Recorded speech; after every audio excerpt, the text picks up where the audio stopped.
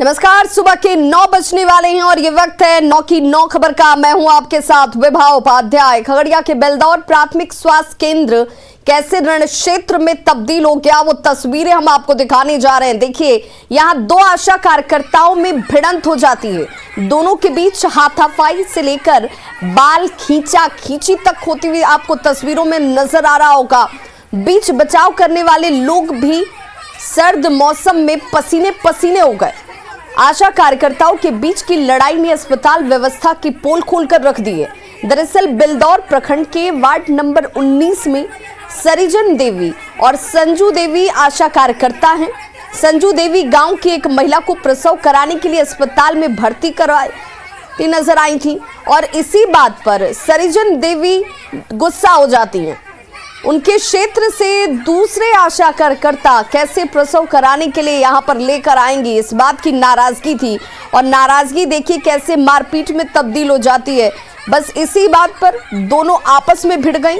दरअसल स्वास्थ्य विभाग आशा कार्यकर्ता को गांव की महिलाओं को प्रसव कराने के लिए अस्पताल में भर्ती कराने पर कुछ रुपए देते हैं और इसी पैसे को लेकर ये आशा कार्यकर्ता आपस में उलझ गई।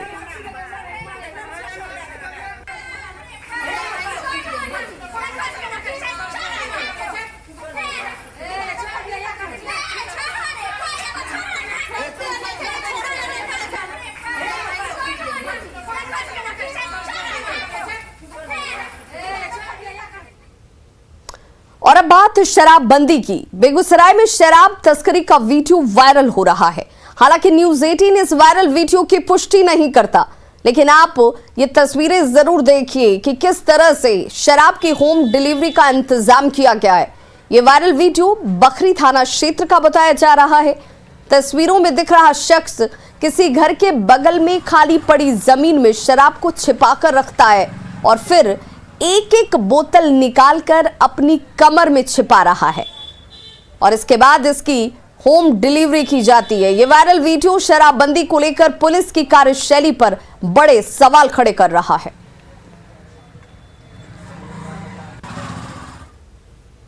वहीं इस बीच बड़ी खबर पटना से आ रही है, जहां पर शराब पार्टी करते हुए 7 लोगों को गिरफ्तार किया गया है। 2 जगहों पर पुलिस की तरफ से कार्रवाई की गई, जिनमें शराब पार्टी करते 7 लोग गिरफ्त में आए हैं। 2 अलग अलग जगहों पर कार्रवाई में इन 7 लोगों को गिरफ्तार किया गया है। गर्दनीबाग इलाके से 5 लोगों की गिरफ्तारी होती है। ये वो इलाके हैं जहां पर पुलिस की टीम की तरफ से कार्रवाई की गई। गर्दनीबाग इलाके से 5 लोग गिरफ्त में आए, जबकि जक्कनपुर इलाके से शराब पीते हुए 2 लोगों को गिरफ्तार किया गया।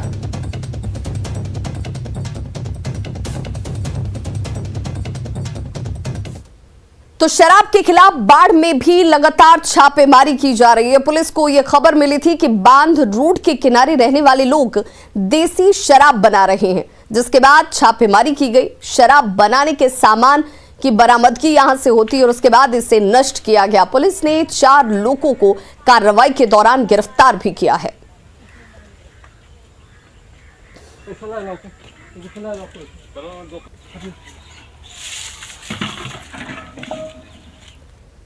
मुजफ्फरपुर पुलिस ने घर में छापेमारी के दौरान बंदूक और पिस्टल बरामद की।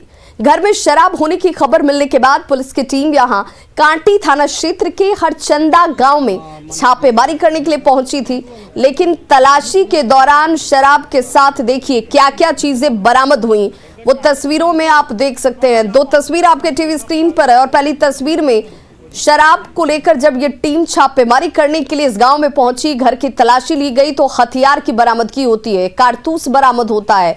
गिरफ्तार व्यक्ति का नाम शंकर राय बताया जा रहा है। तस्वीर जो आपके सामने इस वक्त दूसरी टीवी स्क्रीन पर है, ये वो शख्स जिसे गिरफ्तार किया गया है, नाम शंकर राय है और पुलिस के मुताबिक शंकर राय काफी दिनों से शराब का कारोबार कर रहा था। पुलिस ने छापेमारी वगैरह की और वहाँ पे उसके घर से शराब भी मिला, देसी चुलाई शराब बनाने का कुछ इक्विपमेंट भी मिला और उसके अलावा और सघन चेकिंग करने पे उसके घर पे से एक नाली बंदूक, एक देसी कट्टा, एक कारतूस, कुछ मोबाइल फ़ोन वगैरह भी मिले हैं। समस्तीपुर पुलिस ने 45 लाख की शराब बरामद की है। साथ ही ट्रक ड्राइवर को भी गिरफ्तार किया गया। शराब हरियाणा से लाई जा रही थी। ये तस्वीर इस वक्त जो आप देख रहे हैं ये वो शराब की खेप है जिसे हरियाणा से बिहार में पहुंचाई गई थी और इसी दौरान पुलिस की तरफ से तलाशी के दौरान ये बरामदगी हुई है। ट्रक से शराब लाने के दौरान पुलिस को यह भी जानकारी मिली कि जिस ट्रक का इस्तेमाल किया गया उस ट्रक पर उत्तर प्रदेश का नंबर प्लेट लगाया गया है। ट्रक पर शराब भूसे से भरे बोरियों के नीचे छिपाकर रखी गई थी। इसके आधार पर हम लोग ने, हमारी डिस्ट्रिक्ट एक्साइज की टीम और हमारे मुफस्सिल थाना की टीम ने एक छापामारी दल का गठन किया और उसके आधार पर हम लोगों ने एक प्लान करते हुए हम लोग घेराबंदी किया और संयोग से जो ट्रक पर शराब रखा हुआ था उसकी निशानदेही करने पर, पहचान करने पर इसके अंदर ढेर सारी, पूरा फुल ट्रक है ये, लगभग 40-45 लाख के आसपास की। 40 लाख।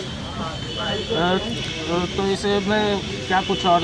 इसमें एक ड्राइवर इसमें गिरफ्तार है और हाँ, अब चूँकि सरकार का ये निर्देश है कि ये 1000 लीटर से ऊपर का जो भी है बैग, वो फॉरवर्ड लिंकेज और बैकवर्ड लिंकेज का पता क्योंकि थाना द्वारा लगाया जाना है, इसलिए ये यही केस दर्ज हो रहा है और अनुसंधान थाना के द्वारा किया जाएगा और आगे कार्रवाई थाना के द्वारा की जाएगी।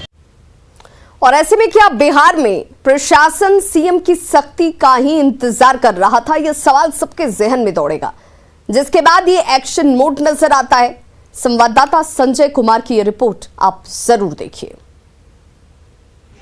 शराबबंदी अभियान को सफल बनाने के लिए बिहार पुलिस इन दिनों ऑपरेशन मोड में है। लगातार पटना समेत विभिन्न जिलों में कार्रवाई चल रही है। शराब माफिया हों या शराब बेचने वाले हों या शराब पीने वाले हों, ताबड़तोड़ छापेमारी अभियान चलाया जा रहा है।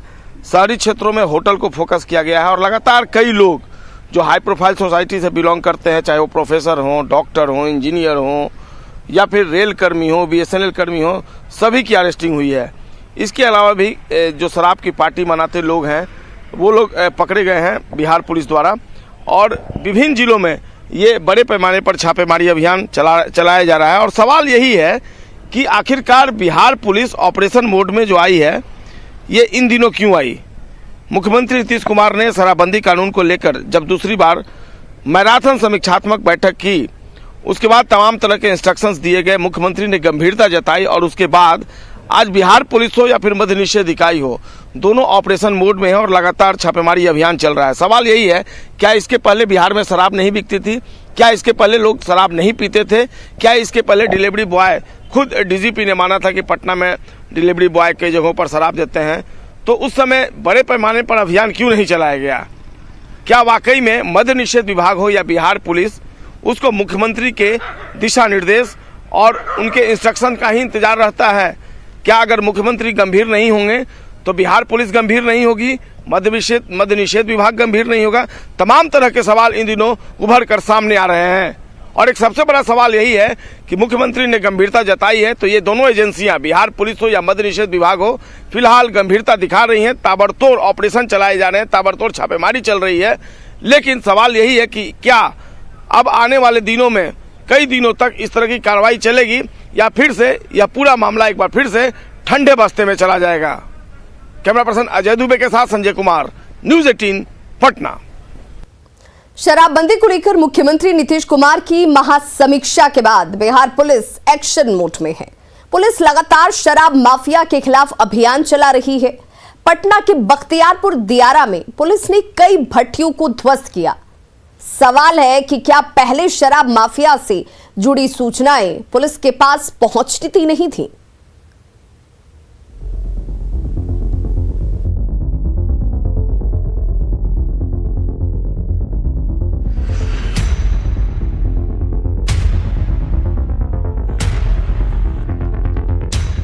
दूर दूर तक दियारा, चारों तरफ रेत और रेत के बीच देसी शराब का जखीरा। देखिए इन तस्वीरों को, धू धू कर जलती ये देसी शराब की भट्टी है जिसे पटना पुलिस ने आग के हवाले किया है। इस वक्त हम बख्तियारपुर के गंगा के दियारा इलाके की तस्वीर दिखा रहे हैं जहां पर शराब की भट्टियां पकड़ी गई और उसके बाद किस तरीके से विनष्टीकरण की प्रक्रिया जो है वो चल रही है। शराब की भट्टी को पूरी तरीके से ध्वस्त कर दिया गया है और इस पूरे अभियान में चौकीदार से लेकर थानेदार और कई दूसरे पुलिस अफसरान जो है वो शामिल थे। शराबबंदी को लेकर मुख्यमंत्री नीतीश कुमार की महज समीक्षा के बाद पुलिस एक्शन में है। बख्तियारपुर इलाके में चलाए गए इस अभियान की शुरुआत चौकीदार की गुप्त सूचना पर हुई। पुलिस को पता चला कि दियारा के इलाके में देसी शराब का धंधा फल फूल रहा है, जिसके बाद पुलिस की टीम शराब के धंधेबाजों की खोज में निकल पड़ी। साथ में निकल पड़ी न्यूज 18 की टीम भी। लेकिन दियारा इलाके में पहुंचना इतना आसान नहीं था। पुलिस की गाड़ियां रास्ते में ही फंस गईं। यह तस्वीर है दिखाने के लिए काफी है कि मुख्यमंत्री नीतीश कुमार का जो आदेश है उसका अनुपालन किस तरीके से किया जा रहा है। चप्पे चप्पे पर पुलिस सघन अभियान चला रही है। गाड़ी खराब होने के बाद पुलिस के जवान और न्यूज 18 की टीम पैदल ही शराब भट्टी तक पहुंची और वहां जो देखा वो चौंकाने वाला था। मौके पर कई ड्रम शराब और शराब बनाने का सामान मौजूद था। आग की भट्टी जल रही थी और उस पर शराब बनाई जा रही थी। हालांकि धंधेबाज पुलिस की भनक लगते ही मौके से फरार हो गए।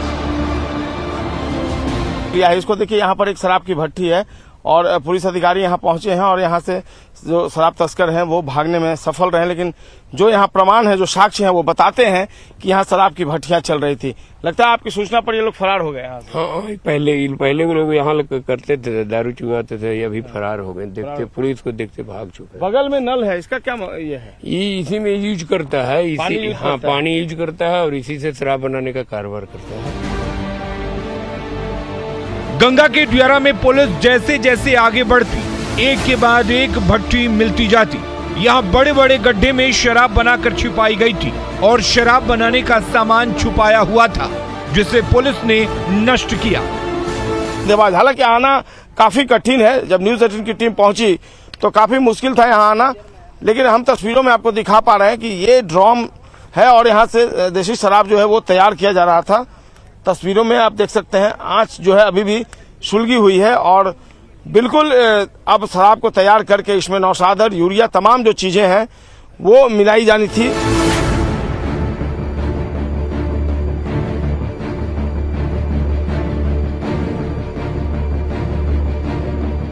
आश्चर्य की बात है कि गंगा नदी के बीच जहां फिलहाल पानी नहीं है, वहां भी शराब छिपा कर रखी गई थी। तस्वीर देखिए, यहाँ पर एक शराब की भट्टी यहाँ पर पकड़ी गई है जहाँ पर कई ड्रम हैं और ड्रम में तमाम जो चीजें हैं शराब बनाने की वो रखी हुई हैं। और वाकई में ये अगर आप शराब पिएंगे तो आप अंदाजा लगा लीजिए कि आपके शरीर के साथ क्या होने वाला है। एक बड़ा सा गड्ढा, और जहाँ हम खड़े हैं उस स्थान के बारे में आप सोच भी नहीं सकते। ये बीच गंगा है जो फिलहाल सूख गई है। अभी से चंद महीने पहले यहाँ पर चारों तरफ बाढ़ का पानी था और गंगा नजर आती थी, लेकिन अभी फिलहाल गंगा सूख गई है। और यहाँ पर देखिए, गंगा का जो ये इलाका है अपने लिए शराब तस्कर सुरक्षित मानते हैं।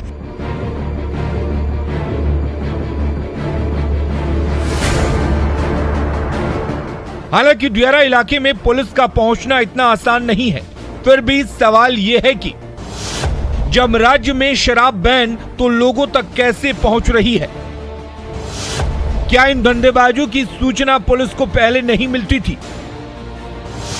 अगर मिलती थी तो शराब माफिया के खिलाफ ऐसे अभियान पहले क्यों नहीं चलाए गए? क्या अब तक ये धंधा स्थानीय प्रशासन की मिली भगत से चल रहा था?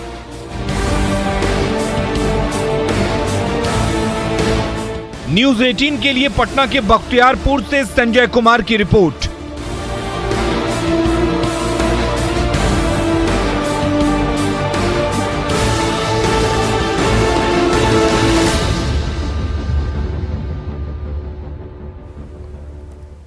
तो बिहार में 2016 में शराबबंदी को लागू किए जाने के बाद राज्य सरकार ने नीरा योजना शुरू की।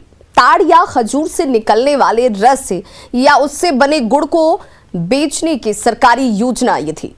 आज उसकी क्या जमीनी सच्चाई है, न्यूज 18 की टीम ने ग्राउंड जीरो से इसकी पड़ताल की। न्यूज 18 की टीम ने समस्तीपुर के जितवारपुर प्रखंड में कारोबारियों से बात की। देखिए क्यों फेल हो गई ये सरकारी योजना।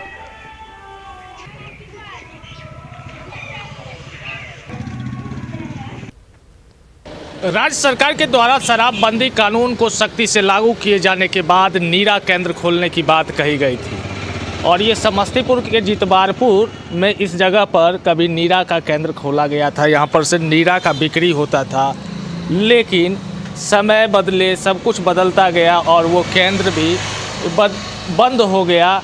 कारण क्या रहा, ये भी हम यहाँ पर जो चलाते थे उनसे जानने की कोशिश करेंगे। और इसे फ़िलहाल की जो जनरल स्टोर कहा जा सकता है उसके शक्ल में इसे परिवर्तित कर दिया गया है। और यहाँ पर ये सूरज जी हैं जो नीरा का केंद्र शुरू किए थे, और हम इनसे जानने की कोशिश करेंगे आपके द्वारा कब ये नीरा का केंद्र शुरू किया गया था, क्या मजबूरी रही जो ये बंद करना पड़ा? ये सबसे बड़ी बात यह है कि उपलब्ध नहीं हो पा रहा था और थोड़ा बहुत दिक्कत इधर होने लगा, तो इसीलिए बंद कर दिए हम। यानी सामान उपलब्ध नहीं हो रहा था। कैसे आप शुरू कैसे किए थे? वो ऑफिस के थ्रू किए थे। ऑफिस के वीएम सर जो होते हैं, जीविका जी जीविका के जो वीएम सर होते वो लोग आए थे और बहुत सारे लोग थे ऑफिस के, उन्हीं के थ्रू हमने चालू किए थे। लेकिन चालू करने के बाद जब फिर से सामान उपलब्ध नीरा नहीं होने लगा, तो इसलिए हमने बंद कर दिया। लोग आते थे आपके पास? बहुत आते थे। आपूर्ति नहीं हो पाई? नहीं, आपूर्ति ये नहीं हो पाई। कहा जा सकता है कि सरकार का जो सोच था वो सोच धरातल पर पूरी तरह से नहीं उतर पाया। Mukesh Kumar, news 18 network, Samastipur.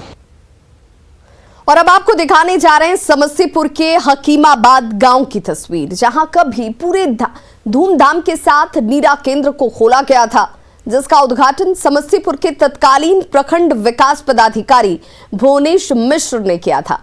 नीरा केंद्र खोलने वाले लोग ये बताते हैं कि यहां पर उद्घाटन के वक्त बहुत बड़ी बड़ी बातें की गई, कुछ सामान भी उपलब्ध कराए गए, लेकिन आज उनके पास कुछ भी नहीं है। एकमात्र नीरा की शुद्धता को जांचने वाली मशीन के अलावा जो कुछ सामान मुहैया कराए गए थे, जीविका समूह से जुड़े लोगों ने उसे वापस ले लिया और अभी तक उनका भुगतान तक नहीं हुआ। लोगों से बात की न्यूज़ 18 संवाददाता मुकेश कुमार ने। एक समय था जब नीरा की चर्चा पूरे बिहार में जोर शोर से शुरू हुई थी। बिहार के मुख्यमंत्री नीतीश कुमार के द्वारा हर जिला मुख्यालय से लेकर प्रखंड तक नीरा केंद्र खोलने की बात की गई थी, उसकी दुकान खोलने की बात की गई थी और लोगों को नीरा उपलब्ध कराने की बात की गई। ये जो जगह आप देख रहे हैं, एक समय में यहाँ पर काफ़ी धूमधाम से नीरा बनाने का केंद्र खोला गया था और आज यहाँ पर कुछ नहीं है। यहाँ पर की हकीकत हम खुद यहाँ पर जो लोग शुरू किए थे उनसे जानना चाहेंगे। क्या नाम हुआ आपका? देवेंद्र महतो। देवेंद्र जी, कब शुरू किया गया था नीरा बनाने का काम और कैसे हुआ था, कौन कौन आए थे, पहले वो बताइए। उसमें वो हम नाम नहीं जानते हैं, लेकिन हाँ, हमें नाम नहीं जाने चाहिए, समझ लो सब गोटा के वीडियो साहब। हाँ, सब गोटा आयल लगे यहाँ पर, समियाना सब अथी होले रहा, समझ लो कुर्सी उर्सी, समझ लो बड़का कार्यक्रम भेल रहा। हाँ, बहुत अच्छा से होले रहा। तो इसमें की सब कहल गेल रहा?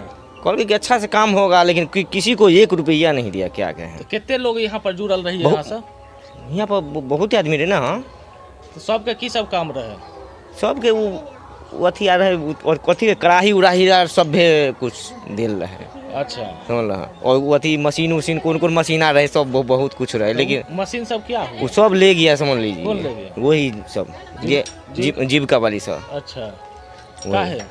कल के कि अब नहीं चालू है तो अब ले जा रहे हैं। तो कितना दिन यहाँ चलाए थे? 6-7 दिन चल रहे। 6-7 दिन।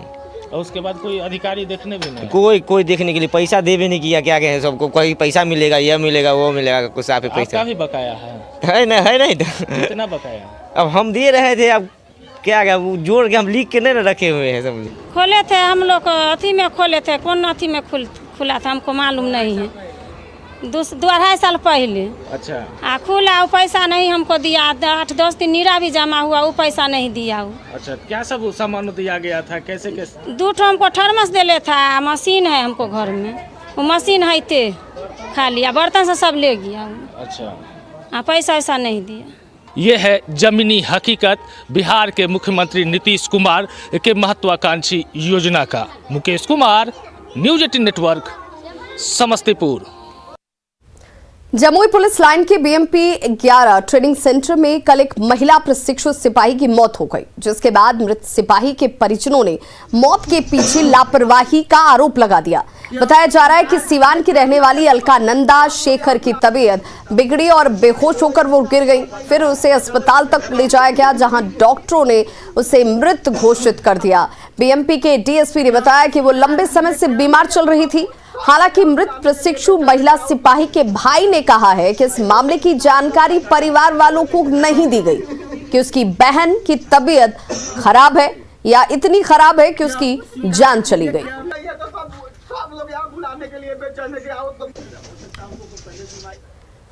तो खबरों का सिलसिला लगातार जारी है। आप देखते रहिए न्यूज़ 18 बिहार झारखंड।